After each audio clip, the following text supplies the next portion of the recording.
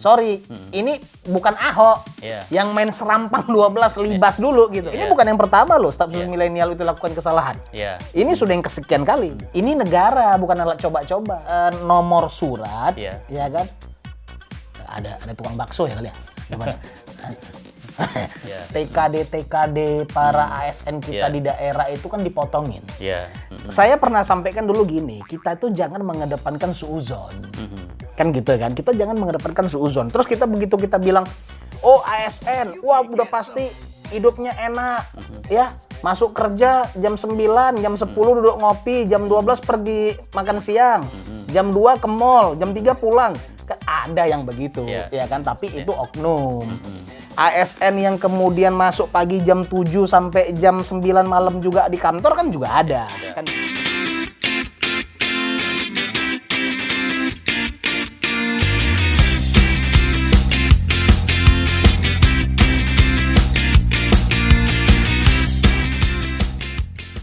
Ini tupoksinya Menteri Pertanian. Simbol ini, sinyal ini memberi kita gambaran bahwasannya Prabowo paling dipercaya dari antara menteri-menteri yang lain. Komunikasi politik, kira-kira itu pesannya. Itu pesannya gitu. Jadi yang tadi kita bilang, satu memang beliau. Atau memang di samping itu pesannya, karena ini Pilpres juga sebenarnya masih jauh, Pak Jokowi juga ngasih kesempatan nih. Pak Prabowo, buktikan dong. Benar. Makanya saya bilang tadi, kalau bicara pembuktian, sejak mulai Pak Jokowi masuk beliau dari wali kota Solo, kemudian gubernur DKI, masuk di kontestasi Pilpres 2014, zona atau semangat pencalonan Pilpres kita ini berubah.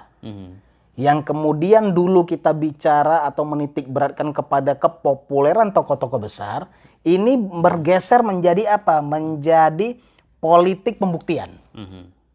Politik pembuktian. Pembuktian dari sisi apa? Pembuktian dari sisi kepemimpinan, dari sisi ketatanegaraan, dari sisi pemerintahan.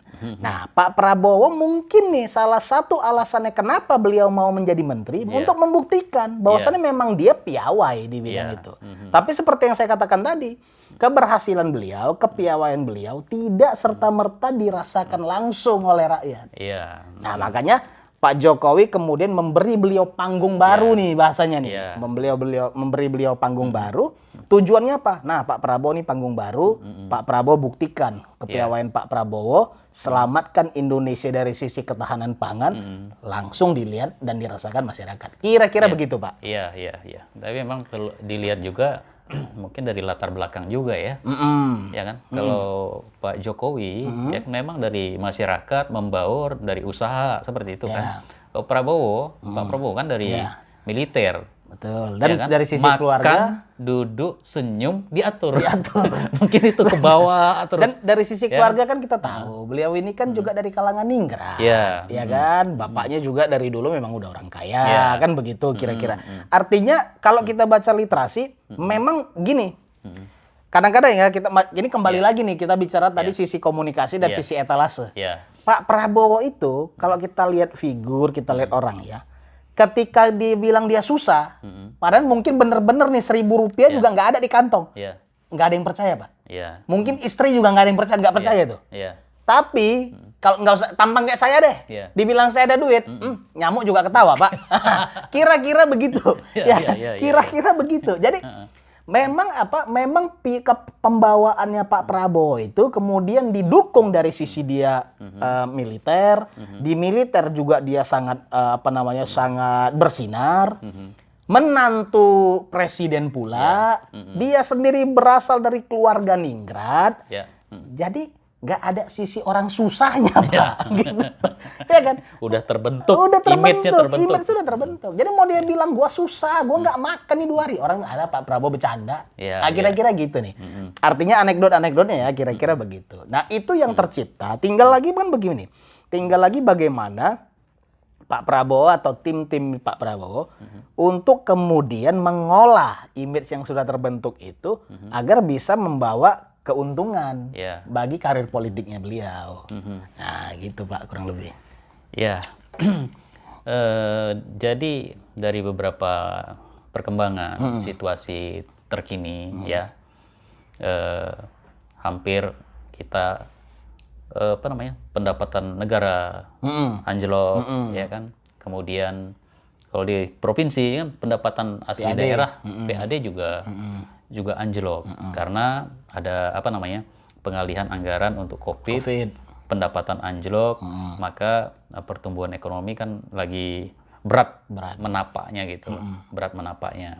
Jadi tadi Pak Jokowi mengambil beberapa langkah-langkah tadi kan, seperti pembubaran dalam sisi penghematan, walaupun tadi Kang Tamil menyampaikan ada yang kurang pas juga tuh masalah kartu prakerja, ya kan? Ya memang sampai hari ini juga masih jadi obrolan masyarakat kartu prakerja itu. Ya kan, yang tidak tender, ya kan, itu penunjukan langsung, kan gitu. Walaupun disampaikan itu kan uangnya langsung ke masyarakat, cuma kan yang ditunjuk mana kemana, ya kan, masyarakat nggak beli sendiri. Betul. Nah kan kalau kita lihat begini, ini bukan gaya Pak Jokowi, gitu loh. Pak Jokowi ini birokrat. Kan gitu. Jadi kalau kemudian beliau itu menggunakan jalur-jalur yang di luar birokrasi, saya bisa katakan ini bukan Pak Jokowi. Beliau menggunakan cara-cara di luar birokrasi, ya, tapi beliau pasti siapkan dulu jalur yang lain. Ya kan, sehingga secara birokrasi, ini bukan Ahok yang main serampang 12 libas dulu gitu. Beliau ini juga perhatiin. Nah, makanya saya juga kaget pertama ketika muncul stafsus milenial. Ini bukan yang pertama loh, stafsus milenial itu lakukan kesalahan. Ini sudah yang kesekian kali, gitu. Tapi makanya saya bilang kurang fair ketika adanya stafsus milenial, dia melakukan kesalahan-kesalahan tertentu, kita kedepankan sisi subjektivitas, itu nggak fair. Ya, kita kemudian katakan, oh mereka ini anak-anak muda, ya. Kemudian mereka baru di situ. Ini negara, bukan alat coba-coba. Kan bagi saya dalam pengamatan saya, ketika stafsus milenial membuat surat dengan kop surat Sesnek ya, kalau saya nggak salah ya waktu itu ya. Menggunakan kop surat itu, ya, membubuhkan nomor surat, ya kan? Ada tukang bakso ya kali ya? Gimana? Membubuhkan nomor surat, kita sama-sama tahu di birokrasi nomor surat itu sangat sakral. Bahkan pimpinan begitu dia sudah tanda tangan baru dibubuhi nomor surat, bener nggak? Betul. Teman-teman, gue kasih tahu, ini Pak Kade ini anggota dewan dari Lampung. Ini cukup populer di Lampung nih, namanya Cangon. Ya, jadi karena tadi belum dijelasin, gue kasih tahu. Kemarin juga sempat dapat dapat penghargaan pendekar ya. Ini salah satu pendekar nih, karena dianggap berani nyuarain aspirasi masyarakat Lampung. Lu orang Lampung, pilih dia lagi nih, hebat banget.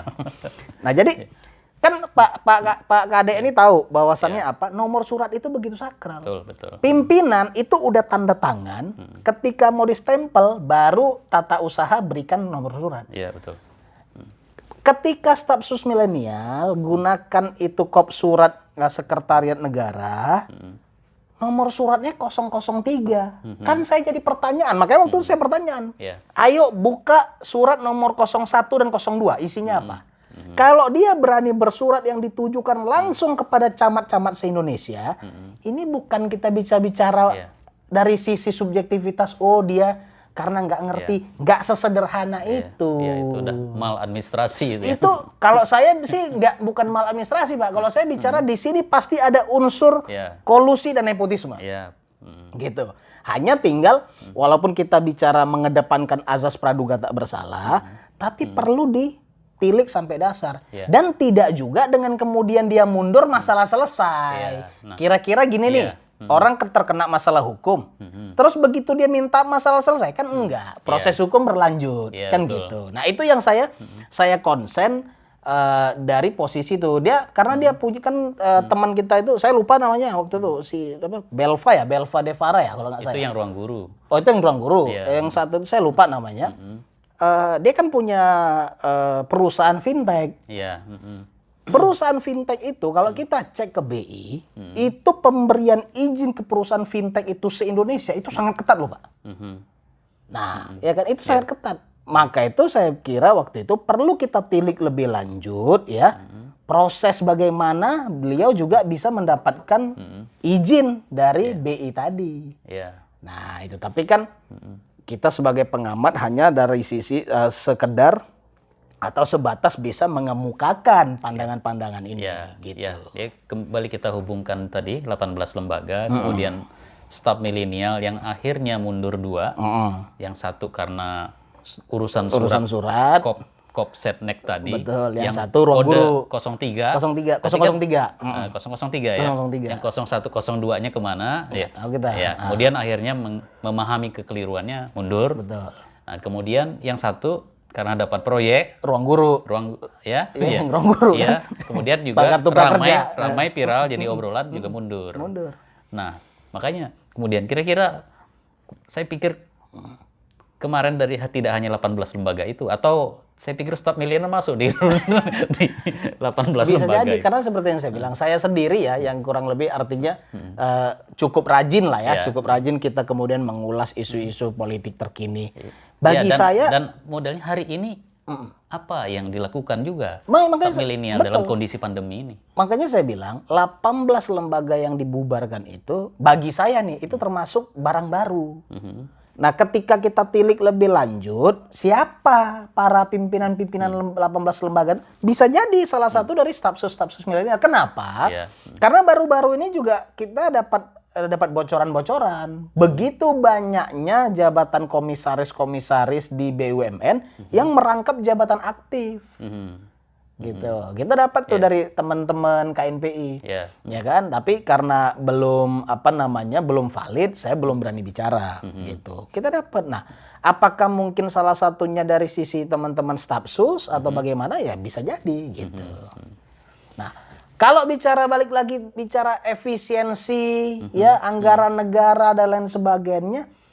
Nah, hari ini Pak Kadek sendiri yang bersinggungan langsung dengan masyarakat dan kemudian birokrat di daerah kan tahu sendiri TKD para ASN kita di daerah itu kan dipotongin.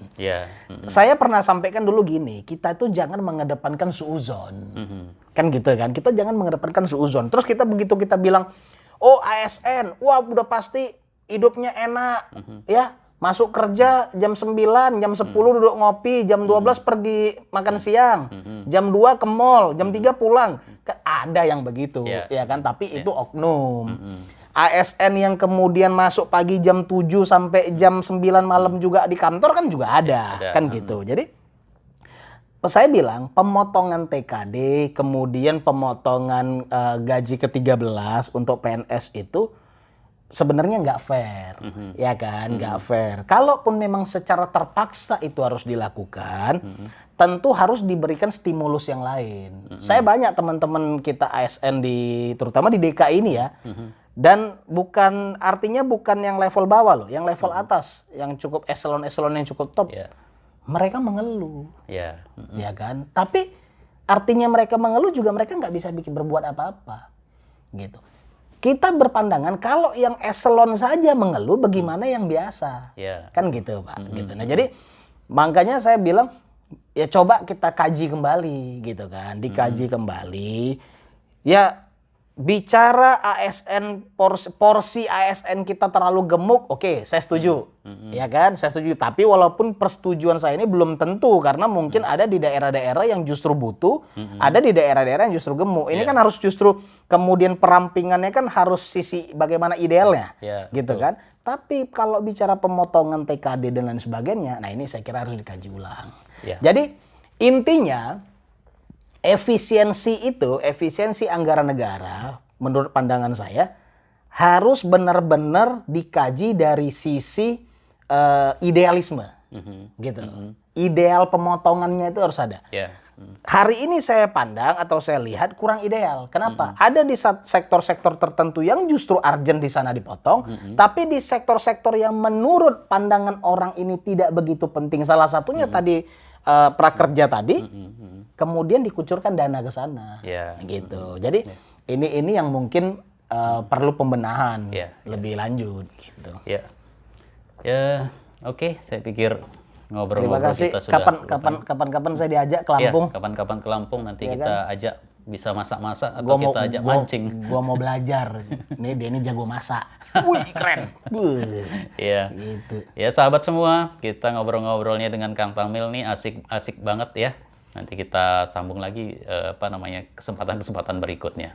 Di Lampung sambil makan belut goreng. Ya, pokoknya top deh ya. Jangan lupa ya channelnya Kang Tamil. Subscribe, like, share, dan komen. Thank you.